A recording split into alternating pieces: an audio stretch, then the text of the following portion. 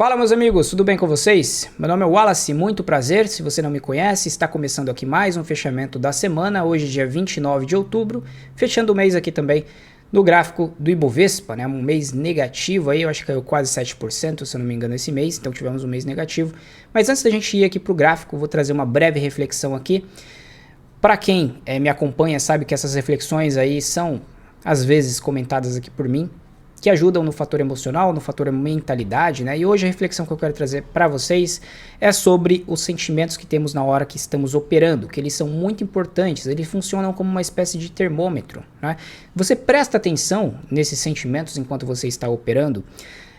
O que eu quero dizer com isso é o quê? Quando você entra num trade, se você está totalmente confortável, significa que os três pilares, né, o gerenciamento, o método e o psicológico, eles estão alinhados.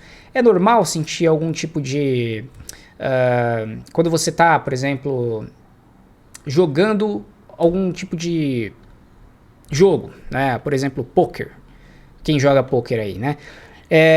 Se você sabe, se você entende do que você está fazendo, apostou a quantidade de ficha que você, naquela estratégia, naquela jogada, naquela rodada, que você está ali apostando, está correto, você fica tranquilo, mas ainda você quer ganhar, né? Isso é natural do ser humano.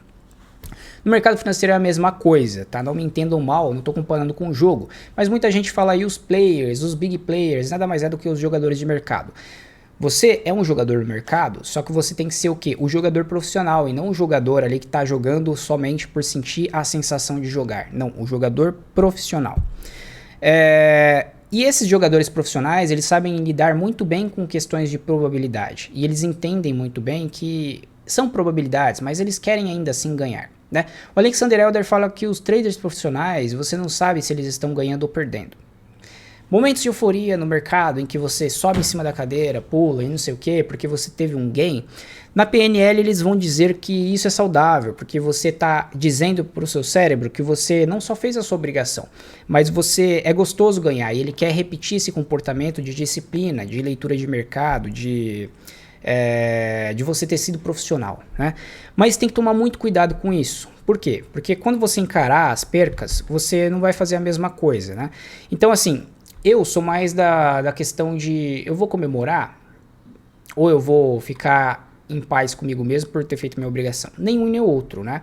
Eu tenho que estar em um estado neutro para eu poder ser lógico e racional nas próximas operações. Então se eu ficar em um estado de euforia, trazer esse estado de euforia aí para o meu cérebro, talvez eu fique um pouco cegado pela ganância e talvez eu fique um pouco otimista demais nas próximas operações. E isso pode prejudicar um pouco minha leitura. Então eu prefiro estar em um estado neutro e aí depois eu saio para jantar com a minha esposa, me dou um presente no final de semana, saio para um restaurante gostoso e assim por diante, tá? Eu prefiro comemorar nesses momentos em que eu estou misturando o mercado com um momento de euforia ali na hora. Entenderam como que é o negócio? Pera aí que tá me ligando. Estão me ligando aqui, eu vou cortar a ligação, o vídeo e já volto com vocês. Então é isso, pessoal. Voltando aqui com vocês.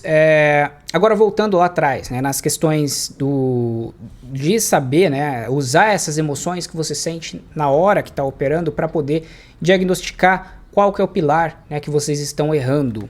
Então, por exemplo, você está com medo quando você vai entrar ou antes de entrar da operação, sinal que o método ele não é tão confiável, pelo menos para você. Você às vezes não estudou o suficiente esse método, não testou o suficiente esse método e você passa a não confiar nele. Aí você sente medo e quando você entra na operação, você também sente medo, mesmo que o mercado estiver ali, principalmente, né, se o mercado estiver ali andando contra, mas isso vai acontecer em qualquer operacional.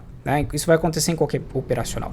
Mas se você sente esse medo frequentemente, é sinal que você tem que estudar melhor o seu método. E outra coisa, o método muitas vezes ele está ali ligado, né? O operacional ele está ali ligado bem junto com o dinheiro, com o gerenciamento. Porque se você não coloca um stop adequado, não sabe onde coloca esse stop, você também vai sentir esse medo. E às vezes mesmo que o mercado está indo a favor, e se você estiver operando ali com um gerenciamento que não está de acordo com o que você aceita de risco, porque cada um tem uma sensibilidade ao risco. Por exemplo, se você ganha 10 mil reais por mês, sua necessidade ao risco, sua sensibilidade ao risco, ela é uma. Uma pessoa que ganha 2 mil reais ao mês, a sensibilidade dela é o risco, o risco é outro. Então você tem que saber, né, tentar achar qual que é esse ponto em que você consegue operar de forma tranquila, de forma profissional, em que o dinheiro ali não vai te fazer diferença aquele loss que você tomar. Você aceita totalmente o risco. Você colocou a ordem no gráfico, considere já o dinheiro do mercado. Tá? Considere o dinheiro do mercado e aí você gerencia a operação. Porque você pagou para entrar na operação, você já pagou uma corretagem, né? Se a corretagem é grátis, você pagou ali os emolumentos da B3, mas você já pagou para entrar na operação. Essa pequena taxa, ela não conta muito, tá? Só que, só do fato de você colocar o stop, esse stop ele já tem que ser considerado como um pagamento para você participar do mercado financeiro. Sendo assim, você pagou para entrar na operação, fique na operação, né? Até que ela se desconfigure, existem várias formas de conduzir, né? Se ela se desconfigurar, o comportamento dos candles mudar é uma forma, ou, né, algumas pessoas só saem na hora que a ordem é acionada, são várias formas de conduzir, e aí tem que saber como que você se sente mais à vontade. Isso tem a ver com sensibilidade ao risco também.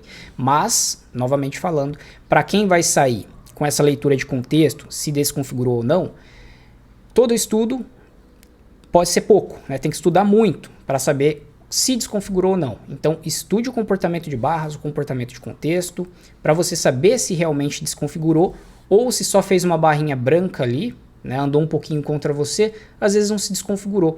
O seu conhecimento às vezes que está um pouco baixo e para você se desconfigurou, mas na real não. E aí você sai e acaba acionando vários stops e ali quando você viu já foi alguns stops no dia, já foi vários pontos. Beleza? Então essa pequena reflexão aí que eu quero deixar com vocês. Agora eu vou compartilhar aqui minha tela com vocês. Se vocês não deixaram ainda o gostei neste vídeo, deixem o gostei neste vídeo para ajudar aí no compartilhamento aí desse conhecimento aqui no YouTube, certo? Então aqui no gráfico do Ibovespa, né, ó, fechando mais um mês positivo e dessa vez abaixo aí da média de 20 períodos que agora ficou flat, né? Ela estava levemente ascendente, o mercado veio, né? São 1, 2, 3, 4 meses negativos. Quando a gente passa a olhar aqui o Ibovespa, né? Esse mês do crash foram 3 meses negativos. Correção, 2 meses negativos, né? A última vez que o Ibov deixou 4 meses negativos faz tempo, né? Até mesmo antes dessa subida aqui, ó, 2016, né? Então 4 meses negativo é já uma coisa bem alarmante, né? A gente tem alguns gaps aqui para serem preenchidos ainda, ó, que o mercado se aproxima muito, né? O gap dual, tá vendo? Gap dual Brooks. Para quem não entende de gap dual Brooks, basicamente o mercado se moveu rápido, né? Dessa máxima aqui até esse fechamento aqui, por exemplo, ó. Foi um gap, tá vendo? O mercado se locomoveu rápido demais até aqui. Quando ele veio testar essa região novamente, que foi o fechamento dessa barra, ela serviu aqui como ponto de resistência. E aí o mercado ejetou novamente o preço para cima. Certo? Esse gap aqui está se aproximando aqui no Ibov, tá? No gráfico mensal do Ibov, ó, que pode servir aqui de uma região de suporte. Tá? Eu não tenho dúvidas de que o mercado aqui, a não ser que aconteça algum desastre, alguma coisa muito grande, de que o mercado aqui ele se segure um pouco, tá? Aqui no gráfico do Ibovespa. Porque é uma região aqui de resistência de gráfico mensal. Isso daqui é muito forte, né? É muito forte. Nem que for um pouco, deixar um doji aqui no gráfico mensal, eu acredito aí que a gente consiga deixar, tá? A probabilidade disso acontecer, ela é muito alta, beleza? Então aqui podemos ter um mês, talvez até um mês, né, que visite essa região, o próximo mês aí, e às vezes até um mês de uma possível retomada, né, do mercado aqui para cima. Se ele vier visitar de fato essa região e entrar compradores, uma possível retomada aqui. Não estou falando que vai fazer isso num mês, obviamente que não, mas podemos ter um repiquezinho aqui. Visto essa perna de baixa aqui, ó, que é bem grande, tá 4 meses, quando a gente analisa isso, com exceção do crash, aqui que é um evento um pouco atípico, né, um pouco anormal, essa queda aqui ela está sendo significativa, beleza? Então, olhando aqui para o gráfico agora diário, né, mais um dia negativo aí, confirmando uma perna de baixa, uma nova perna de baixa, mas ainda não perdemos a mínima aqui, que foi bem recuperada, né? Entrou bastante comprador aqui, ó. Esse dia foi um dia aqui bem 5 mil pontos de alta, né? Os compradores devolveram aqui de cara 3 mil e poucos pontos, né? Vamos ver aí semana que vem se esse patamar aqui tende a segurar. Aquele ponto que eu estava falando do Ibovespa aqui no nosso INDIFUT, ele vai corresponder a esse ponto aqui, ó. É um gráfico mensal, tá, gente? Um gráfico é muita história para contar aí durante um mês, né? Então o mercado aí praticamente beliscou esse ponto aí, né, na região de 102 mil. Praticamente aí chegou nesse patamar. Não sei se o futuro, o mini chegou, mas normalmente acompanha, né? Tô até com o Fibo traçado aqui em toda essa movimentação de alta, né? Foi aí parando aí no 38, né? O 38,2, a retração ainda mais rasa de toda essa movimentação. E aí o pessoal começa a se desesperar, né? Falar que, nossa, né? Realmente tem uma queda grande aí, né? Mas é natural, né? O mercado ele fez 3 ondas de impulso para cima e aí passa a corrigir, né? Por enquanto ele corrigiu aí cerca de 1/3 aqui. E essa região, né? Com a média móvel ainda de 200 períodos aqui, ó. É uma região importante, tá? Essa região aqui, ó. Uma região aqui importante, a média vem chegando. Então é uma região aí que eu acredito ser muito mais forte, inclusive que essa região aqui, ó. Que é essa região que não segurou, apenas deixou um repiquezinho curto aqui e começou a cair. Quer dizer que não vai segurar ainda? Pode ser aí que o mercado retome na semana que vem, a partir mesmo dessa mínima e faça isso daqui, né? Não vou tentar adivinhar o que o mercado vai fazer. Vou fazer isso daqui, ó. Vou traçar uma linha aqui e reagir ao que ele vai fazer. Talvez uma linha paralela aqui e esperar o mercado aqui em cima. Beleza? É isso que a gente deve fazer.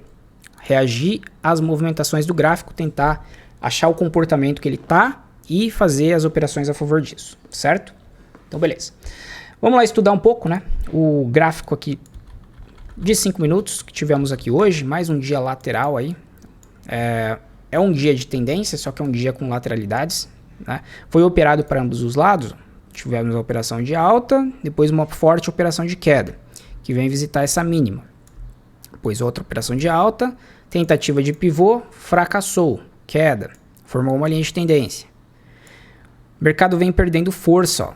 Tentativa de alta, outra tentativa de pivô, falha, né? Então aqui a gente pode considerar o quê? Um primeiro movimento de baixa, uma primeira tentativa de retomada dos compradores, que foi com essa força, e uma segunda tentativa de retomada dos compradores. Quando ele perdeu essa segunda tentativa, o mercado despencou até essa região aqui, né? Perdeu inclusive esse suporte, que foi mais um rompimento falso aqui. Se for para pegar rompimento num comportamento como esse, que está operando aí, sendo operado, né, para ambos os lados, é melhor pegar aqui perto, né, do ponto onde ele começou, tá?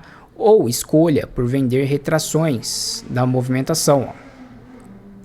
Por exemplo, essa retração, que foi dentro dessa perna de baixa, ou essa retração aqui, tá? Ou essa retração aqui, ó, que não teve barras aí muito interessantes. Você vê uma sequência de barras como essa, ó. E uma sequência de barras como essa daqui, ó, apesar de ser pequena, sem volume, é uma sequência de barras compradoras, tá? A probabilidade, e ainda o mercado cortou a média. O que ele fez aqui? Uma sequência de barras compradoras, caiu e tentou voltar, né? Então a probabilidade, quando você vê uma sequência de barras compradoras assim, ela diz que o mercado vai tentar mais uma vez fazer um pivô de alta. E ele tentou, ó. Aqui veio uma frustração grande. Esse engolfo aí de baixa. Foi aqui que os vendedores estavam esperando aí os compradores iniciantes, né, comprar o rompimento. E aí, pau para baixo. Pega o stop deles aqui embaixo, ó, e derrete o mercado. Tá? Existe uma série de compradores grandes e pequenininhos aí sendo estopados. Aqui foi a mesma coisa, né? Então o mercado ele estava para vender retrações, como essa daqui, por exemplo. Bom, o mercado veio até a retração de 618, caiu e tentou de novo, né? Aqui sim você tem aí uma possibilidade de trade, ou para quem é mais agressivo, né? Tem uma barra externa, um padrãozinho aqui, ó, que o Walbrooks chamaria de IOI, que é uma barra externa seguido por uma barra interna. Para pegar uma venda um pouco mais agressiva, né, por essa perna aqui de alta, você tem uma venda aqui, mas às vezes você tem que pensar que o mercado vai querer fazer uma retomada. Essa retomada aqui, ó, Às vezes você colocou no bolso aqui até essa região de média e colocou stop no 0 a 0, foi estopado aqui no 0 a 0, tá? Seria uma forma de conduzir. Porque como essa perna de alta aqui ela foi ampla, né? Teve uma sequência de barras, era natural os compradores aqui pensarem em comprar aqui na região de retração dessa perna, tá? Assim como os vendedores, como teve essa perna forte, pensassem também em vender a retração dessa perna aqui, tá? Visto que a tendência ainda era de baixa. Então tem tudo isso, né? Quando você tem consolidação, você tem todas essas visões aí no gráfico, né? Tem vendedor querendo vender retração, tem comprador querendo comprar, imaginando que talvez o mercado tem espaço para subir até essa região, né? E aqui no meio, né? No meio aqui na zona de ninguém, aqui é a briga. É aqui que o mercado vai decidir se vai ou não, se vai testar topo novamente ou se cai de novo na mínima e até perder mínima aqui, ó, que nem foi o caso daqui. Então o mercado ele vem jogando o preço para cima, só que ele vem perdendo força. Jogou essa quantidade, jogou essa quantidade e jogou essa quantidade. Nessa perna aqui de alta, ó, deixa eu ver a retração dela. Ó, parou no 61, tentou fazer o pivô em cima da média e não conseguiu, né? Falhou aqui no 78. É um conceito aí que eu não comento com vocês faz tempo, mas eu vejo. Mas hoje em dia, o que eu faço? Falhou o rompimento, eu já sei onde parou. Normalmente é no 78 que ele para, ou no 76, tá? Aqui, ó, eu faço esse fibo aqui, ó, de expansão de movimento, tá vendo? Peguei a média de toques aqui do topo, tá? Eu posso pegar a média de toques aqui do suporte também. Por exemplo, todos esses candles aqui, ó, tá? E eu pegando aqui a média de toques do topo. Eu não preciso ficar traçando, tá, gente? Eu sei que o mercado visitou um ponto aqui importante. E só de olhar, eu sei que o mercado não foi no 61 ponto, no alvo de 100% que estaria aqui, ó. Tá? De tanto traçar alvo de pivô, você já sabe mais ou menos a região que o mercado vai buscar. Então, traçando esse fibo, colocando o 618 no topo e colocando o ponto 0 no fundo, o 78 é uma região de rompimento falso. E isso já é me confirmado por essa barra aqui, ó. O mercado voltou para dentro. Uma frustração muito grande para quem comprou isso daqui. Tá? Inclusive, teve até um volume mais alto do que o volume anterior, do que todos os volumes anteriores. Que hora que deixou um volume parecido com esse aqui? Comprador, né? Só aqui, ó. Nessa tentativa de comprar aqui. O engraçado foi aqui mais ou menos, né? Na mesma região de preço. Então talvez aí os players que estavam comprando hoje o mercado estavam comprando aqui nessa região. E aqui é uma frustração muito grande. E essa queda aqui significa que os institucionais saíram fora. Os compradores que estavam defendendo esse preço aqui, ó, esse preço saiu fora, né? Talvez por causa do horário também, talvez porque eles estão zerando, né, posições. Saiu fora, os compradores saíram fora. Aí o mercado, na ausência de compradores e maior quantidade de vendedores, ele pau para baixo, despenca. Beleza? Então mais ou menos essa psicologia aí com vocês. Então muito bem. O mercado tinha deixado alguns gaps aqui, né? Lembra que eu falei para vocês, na lateralização, todos os gaps são preenchidos. Então o dia abriu aqui. Temos um gap aqui, ó, entre essa barra e essa daqui, essa mínima, talvez dessa terceira barra, ou até mesmo... Tô falando de gaps, tá? O pessoal tem bastante dúvida sobre isso, mas eu posso trazer uma aula um pouco mais elaborada, tá? Aqui...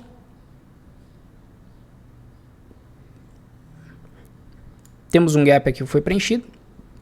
Depois tínhamos um aqui, ó.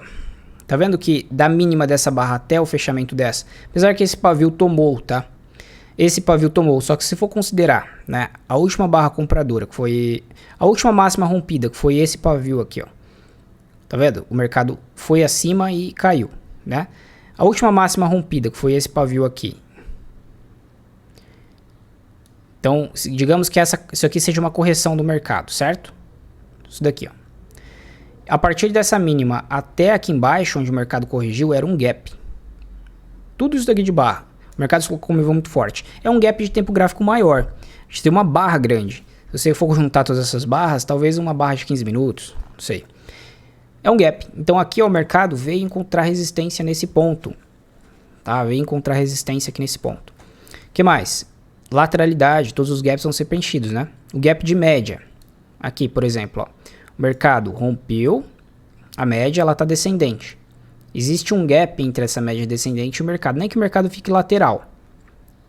A média vai encontrar ele em algum momento. Ó, então o preço foi até a média, foi força até a média, tá vendo? Então tem tudo isso. Vamos comentar um pouco das operações aí que tivemos hoje. Apesar de eu ter comentado lá no Telegram, no início da manhã, né, o mercado abriu aqui, nesse patamar, nesse range de suporte e resistência, e aí ele superou esse ponto. Né? Essas regiões, como foi uma região aqui de consolidação no dia anterior, ela serve como uma região de negociação, né, muito poderosa, que é capaz aí de puxar o preço para esse ponto. E é um ponto de interesse, um ponto de negociação forte.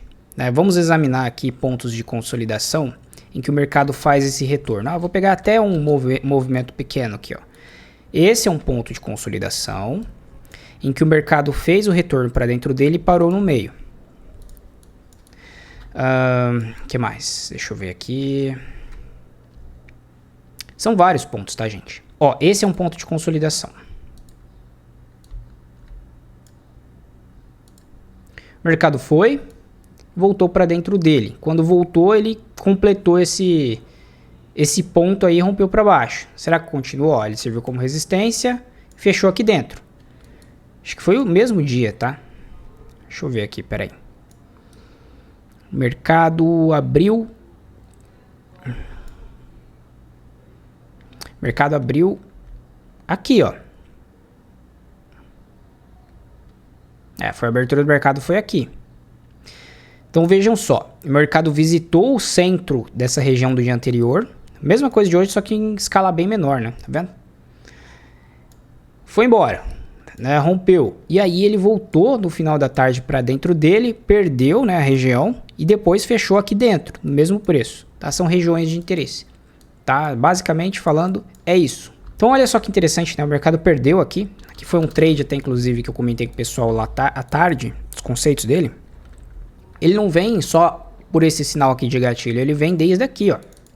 Na real, ele vem desde lá de trás, que a gente está em tendência de baixa, empurrando o mercado cada vez mais para baixo. Olha o tamanho dessa queda, tamanho dessa, e aí os compradores tentam, mas olha o tamanho da alta, olha o tamanho da alta, olha o tamanho da alta. Interpretação de pernas, interpretação de pernas. E aqui, né, há uma frustração do mercado, há também uma visita nessa linha de tendência. Ó, foi uma falha desse rompimento, tá vendo? E isso daqui é uma frustração, né? E é um triângulo também, é um triângulo menor. Dentro de um triângulo aí até dá para ser traçado um pouco maior, tá? E esse triângulo vem desse movimento de baixa e depois executa o movimento de queda. Na linha de tendência, a gente tem uma tentativa de retorno. Tá vendo que o mercado aqui ele perdeu mínima, essa barra branca não perde a mínima, tenta romper essa máxima e fecha aqui dentro. Né? Ele veio de um movimento de queda, isso é uma pequena lateralização. A gente perdeu a linha de tendência, podia vender essa barra, podia vender essa barra. Mas está perto aqui do suporte. Né? Olha o fechamento dela. Né?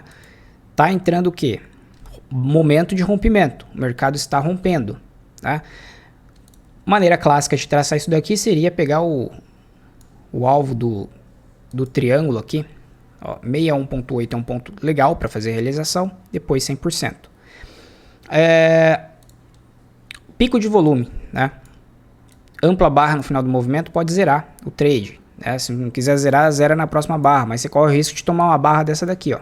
Elefante. Voltou lá testar o triângulo. E aí vendedores agressivos entram no toque dessa linha aí. Porque sabem, coloca o stop aqui em cima, por exemplo, entram no toque dessa linha e pancada para baixo de novo. Tá? Ampla barra, final de movimento, volume alto em relação aos demais, né, já sabe, talvez uma exaustão em cima do 100% do triângulo. Tinha essa forma de traçar, tinha outra forma de traçar também que seria essa movimentação aqui para baixo. Ó. são regiões de confluência, tá? 61, 100%. Outra forma de traçar isso daí, como é uma perna bem expressiva de baixa, essa daqui, ó, pegar isso daqui e retrair até aqui, tá? Movimento alternado, fibo alternado, né? Um ponto, outro ponto aqui embaixo, retraio aqui, região de 100% aqui atingida. Não foi em primeiro momento, ó. Quem coloca a ordem aqui, ó, que nem eu, fiz o trade aqui hoje, visando essa região aqui de topo, que é o meio da consolidação. Essa aqui, ó. Passei para o pessoal lá no Telegram esse ponto aqui, eu tinha colocado minha ordem um pouco mais acima. Se eu deixo para zerar lá nos 200%, toma essa queda aqui e devolvo toda a movimentação. Beleza? Então é isso, pessoal. Deixa eu encerrar aqui com vocês, está ficando bastante extenso. Então desejo a todos aí um ótimo final de semana, bons estudos, aproveitem para estudar, para ficar um tempo com a família, para se desligar um pouco do mercado, né? Não adianta ficar batendo ali na mesma tecla, tentando estudar aí, querendo ser mais produtivo, que às vezes essa produtividade demasiada pode deixar você menos produtivo, tá? Então, quando for para ser produtivo, faça com mais afinco, que vocês vão perceber uma diferença grande. Beleza, pessoal? Então, um ótimo final de semana a todos e até a próxima.